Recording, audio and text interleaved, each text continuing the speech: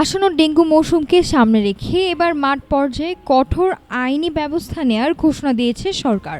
মশার লার্ভা ও জমা পানি পাওয়া গেলে সাধারণ নাগরিকদের পাশাপাশি খোদ সরকারি প্রতিষ্ঠানের বড় কর্মকর্তাদের ব্যক্তিগতভাবে জরিমানার আওতায় আনা হবে।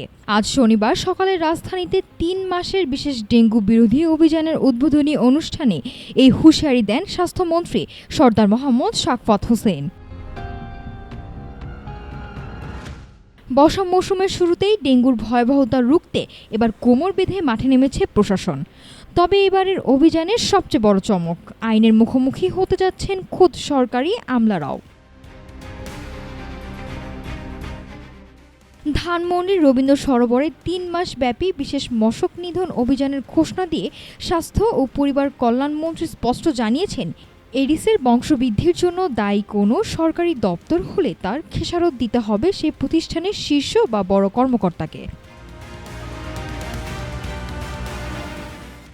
ডেঙ্গু প্রতিরোধে আগামী ২-৩ দিনের মধ্যে মোবাইল কোর্টের কার্যক্রম শুরু হবে। বিশ্লেষকরা বলছেন, অতীতে ডেঙ্গু বিরোধী অভিযানে কেবল সাধারণ জনগণের বাসাবাড়ি বা সাধারণ ভবনে জরিমানা করার একমুখী প্রবণতা দেখা গেছে।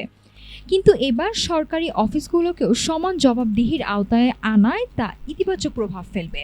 তবে স্বাস্থ্যমন্ত্রী মনে করিয়ে দেন, শুধু আইন বা জরিমানা দিয়ে ডেঙ্গু মুক্ত সমাজ করা সম্ভব নয়, যদি না নাগরিকেরা নিজেরা সচেতন হন। আগামী ৩ মাস দেশজুড়ে এই সাঁড়াশি অভিযান অব্যাহত থাকবে। স্বাস্থ্য বিভাগের কর্মীরা বাড়ি বাড়ি গিয়ে তল্লাশি চালাবেন এবং লার্ভা পেলে ম্যাজিস্ট্রেটরা তাৎক্ষণিক সাজা দেবেন। প্রশাসনের এই কঠোর জিরো টলারেন্স নীতি এবং জনগণের শতভাগ সচেতনতাই পারে আসন্ন দিনগুলোতে ডেঙ্গুর করাল গ্রাস থেকে দেশের মানুষকে সুরক্ষা দিতে, এমনটাই প্রত্যাশা নগরবাসীর।